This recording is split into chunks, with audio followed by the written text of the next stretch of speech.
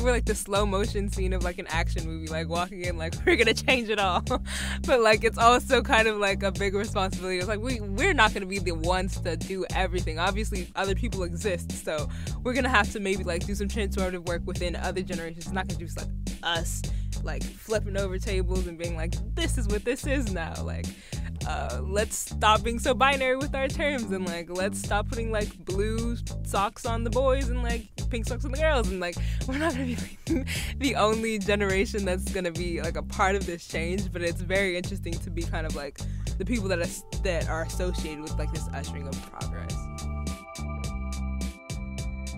Hi everyone, and welcome to the final episode of Hello Gen Z. I'm Kristy Totten.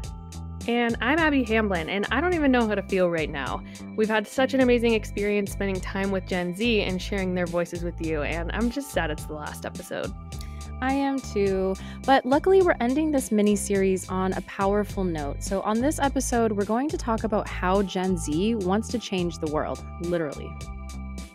Yes, we literally asked them that question. We're going to share those at the end of this episode, but first we want to share what we've learned about Gen Z. For starters, they're amazing. By now, you know that they're plugged in and speaking out. They're also unique. You know, they're the most racially and ethnically diverse generation in the United States history. That significant shift is why we wanted to talk to members of this generation in the first place, to try to get a fuller picture of them than you might see on TikTok or YouTube. Gen Z, born 1997 or after, is made up of 48% people of color, nearly a majority. And if you look at people under 16, they're already majority non-white. Gen Z is also more multiracial than other generations and more likely than other generations to have at least one foreign-born parent. This is already affecting so many parts of life in the US. We've already talked about how young people are demanding that their education better reflect their cultures and communities. We also looked at how Generation Z is a growing voter group. This generation is also on track to be the most educated generation ever. They're enrolling in college at higher rates and have access to online information their parents could only have dreamed of. It shapes their views on everything from politics to racial justice. So let's hear from them. Here's a few examples of what they're doing. Maria Esparza is a 20-year-old who was born in Mexico but grew up in Oklahoma. She got involved in politics to help represent the immigrant community. There was no solidarity because everybody was afraid to speak up. So I feel like in that theory, everybody in a marginalized community was a sleeping giant, but they were just afraid through intimidation. And I feel like because we educated ourselves on how history actually happened, we are the awake sleeping giant. We woke up, so I feel like we are not afraid to be intimidated anymore. We know what our rights are. We know what we can and can't do. And I feel like that's the big part, is just that we took our parents' fears and our family's fears, and we took a step further to that, to, actually take charge and not let intimidation stop us. So Maria is a member of the University of Oklahoma's chapter of the Voto Latino organization, helping register people to vote. Mike Brodo, who lives in the Boston area, is a leader of a new organization called Gen Z GOP. His group has a new vision for the Republican Party post-President Trump. Generation Z is innovative. And I say that because, not that we want to be, it's because we have to be. We're faced with a lot of challenges and problems that have been kind of passed along to us from other generations, whether it's the climate issue, the race issue, the gun issue to an extent. And from my perspective on the center right, there's a fiscal issue that, we are awful about the deficit and that adding up, and at some point it's gonna eat us up. Stop band-aiding solutions and stop, really fixing the core problem. That's what I guess that's a hopeful assessment. We need to be innovative and we need to be cooperating on ways to fix these problems, because I think it's kind of come down and fallen down on us to do a lot of these things. How does he think Gen Z can solve these problems? This may come as a shock to the rest of his generation, but he thinks getting off social media for political conversations will help.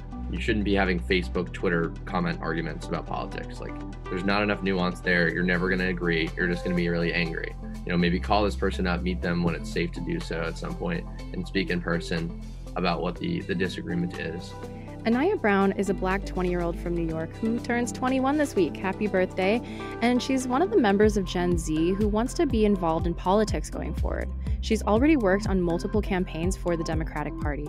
She told us she dreams about being a justice on the U.S. Supreme Court, which has never had a black woman wear its robes. She also hopes that she won't be the first. So the other day, I saw an Instagram post, and there was a woman, and she was the first black woman to graduate from, I think, the University of Florida, in in a very high STEM major. And I looked at it, and I'm like, oh my gosh, that's so amazing. And then I was like, wait a minute, it is 2020. It makes absolutely no sense for it baffles me, and we should not still be making the strides that we're making in 2020. It doesn't make sense. It leaves me, I'm speechless, and I am not one who tends to be speechless. So when something makes me speechless, that's a big deal. And so hopefully, it would be cool to make history. But I don't want that to still be me making history when, I am able to do those, whether it's being on the Supreme Court or chief of staff. No, I don't. Again, everyone wants a legacy and everyone wants to be known for something, but I hope that by the time I'm in those positions, there would have been another black woman or another woman of color to come before me. So if anyone wants to take this as their sign, here it is. Anaya says the U.S. has a long way to go to improve representation, but she hopes that Gen Z will make big strides. Here's what she wants to see. Definitely a more tolerant country where we have people of multiple races and backgrounds and cultures represented in every part of the country. We don't just little black boys can see, oh, I have a black male teacher, because I can count on one hand how many black teachers I had between kindergarten and even up to now within college professors. To be fair, it's going to take some help from older generations to make all of these things happen. Maria said a lot of the people that she helps register to vote are older than she is. Members of Gen Z are on the cusp of being able to run for Congress, but it will be more than a decade before any of them can run for president. M. Valladolid is a young activist who's calling on older generations to help empower the youth. I think older people need to realize that the future is happening right now, and our youth need to be training right now. We need to be ready, and we need to, not only with Gen Z being really, really technologically intelligent and just very intelligent in general, we need to be taking advantage of that and teaching them these things now. We need to be doing internships, and most of all, we need to be paying our youth.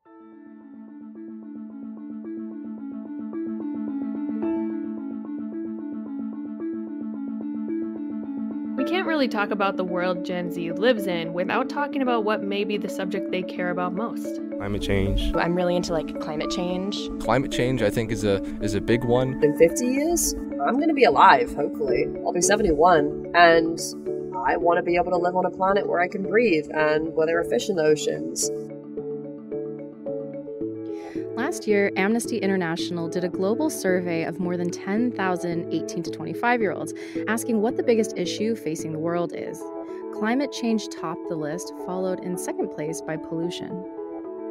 Across the board, Republicans, Democrats, independents, teenagers, 20-somethings, people from New York, Illinois, and California, the subject we heard most about from many of the members of Gen Z we talked to was climate change.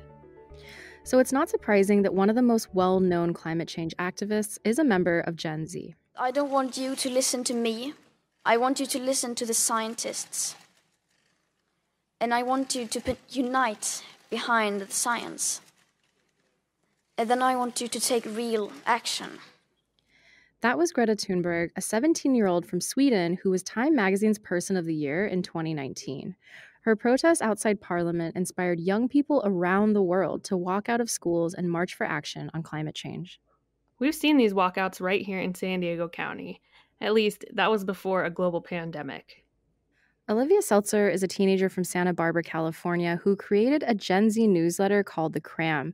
Olivia said her generation saw this coming. As far as Gen Z as a whole goes, I think that the interesting thing about this is that we've kind of been expecting this our whole lives. Not a pandemic necessarily, but some kind of huge global thing, climate change, namely, that is going to totally stop our world in its tracks. And I think the fact that it happened in a way different even than we were anticipating it to happen has really even more so given us this more urgent feeling for climate change than we've even ever had before, and also given us this hope that maybe now that older generations and us ourselves have had to live through something that is hopefully not as permanent as climate change, and seeing the effects of it and just how devastating it can be for our world, that hopefully we'll be more inclined to take more action for climate change in a way that we haven't ever before. Ryan Roden says experiencing climate change in real time takes an emotional toll. He's another college student at UC San Diego who describes how understanding climate change is essential to understanding his generation. The reason we're exhausted and irritated and even maybe snappy is because we grow up looking at things that are so much beyond ourselves.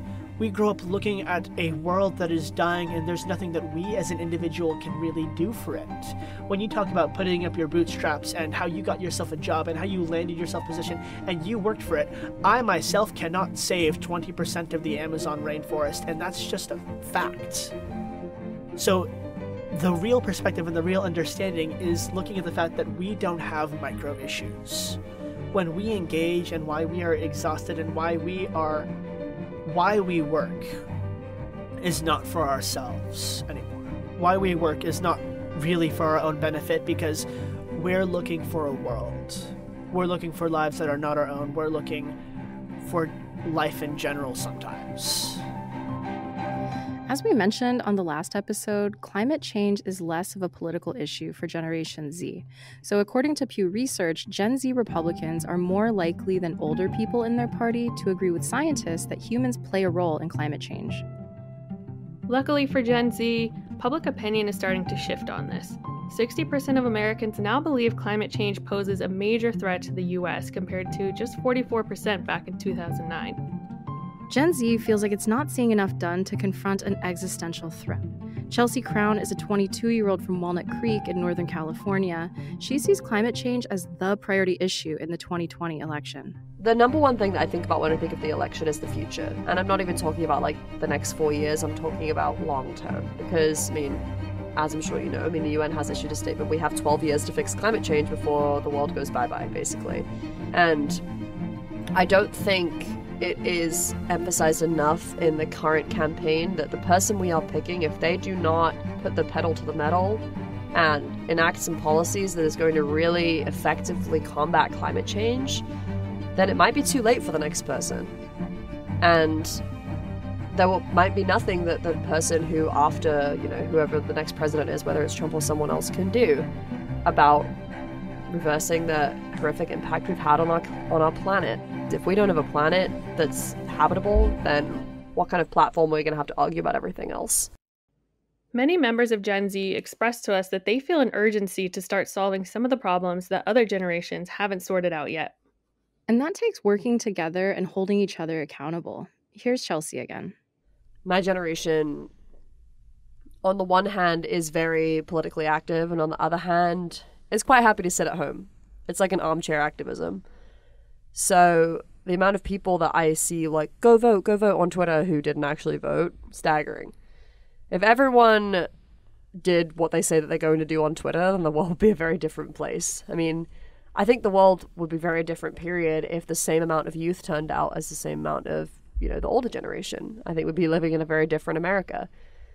And it's just kind of about motivating really high school, middle school students, getting them excited about what's happening, or not even excited, but at least aware.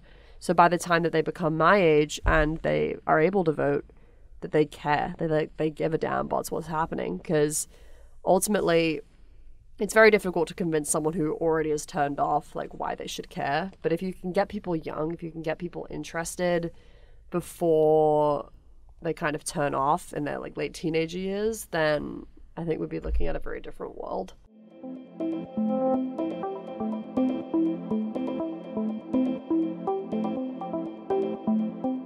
There's much more to learn about Generation Z, and if you haven't heard them yet, we invite you to check out previous episodes of this podcast, where young people in this country talk about being mixed race, social media, and mental health. We also looked at how the coronavirus pandemic is starting to affect them. And we want to end this podcast the way we started it, by passing the mic to Gen Z. As we said, they're thinking globally. We're going to end this episode by talking about the world they want to see. I think we will move towards a world of greater knowledge and understanding. A future that I want to see, and I think that is a future that we're getting there, is a future where whatever issue arises, human rights or political or whatever it happens to be, there are people that are immediately going to try to solve it and try to be there for the people who are most impacted by that. Wherever the issue is, whatever group of people it's impacting, I think that that's a future that we're starting to see more and more of. Our generation, I think, will have a tremendous impact on the world, on politics, on the environment, on culture. We're going to be one of the first generations that will have so much out on the internet, and I think we're going to want to make change because we see the problems that are going on and we're eager to solve these issues. So our generation will definitely set a new bar for what kind of values people should hold, and a lot of those are just going to be freedom and having the courage to want change.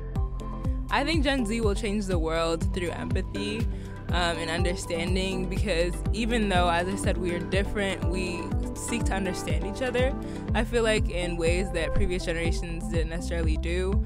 And as we seek to understand each other, I think that's just, gonna make the world a better place.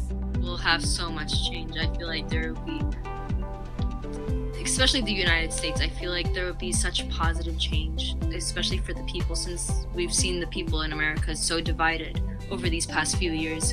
And I feel like if we're given a voice, so much change would happen. I feel like people would be more united, and we're already bringing so much change, and we're not even in power yet. So imagine if we are in power, I think the world would truly be in a better place, honestly. We communicate, we educate, we're ready, we can form coalitions, and we can kick ass.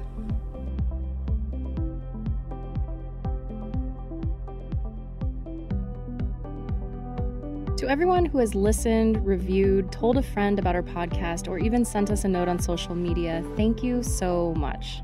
We also want to say a huge thank you to all the members of Gen Z who came into our studio before the pandemic and who met with us on Zoom to talk during it. Recording a podcast from home has been a wild experience, and your support definitely encouraged us along the way. Thanks to Crystal Sung, Olivia Seltzer, India Griffin, Feroza Aziz, M. Valladolid, and Gael Aitor, who just closed out this episode for us. Also, our apologies to Gael, whose name we mispronounced in an earlier episode. We are sorry, and you're awesome. The Hello Gen Z podcast was written, produced, and edited by me, Abby Hamblin, and Kristy Totten. We're also the hosts of a podcast called Name Drop San Diego, where we interview the interesting people who make up our region. Please check it out on your favorite podcast app. Beto Alvarez is our creative director, and we want to thank John Kelly and Gloria Orbegozo for all of their creative contributions. Luis Cruz helped us bring this project to the public, and an extra special thanks to Matthew T. Hall, our editor, for the countless hours along the way. Seriously, we could not have done this without you, so thank you. To everyone else, please check out San Diego Union-Tribune.com/HelloGenZ to see this podcast on our website. And if you liked it or learned anything along the way, we hope you'll keep sharing it and help us share the voices of Gen Z. Thanks for listening. Bye.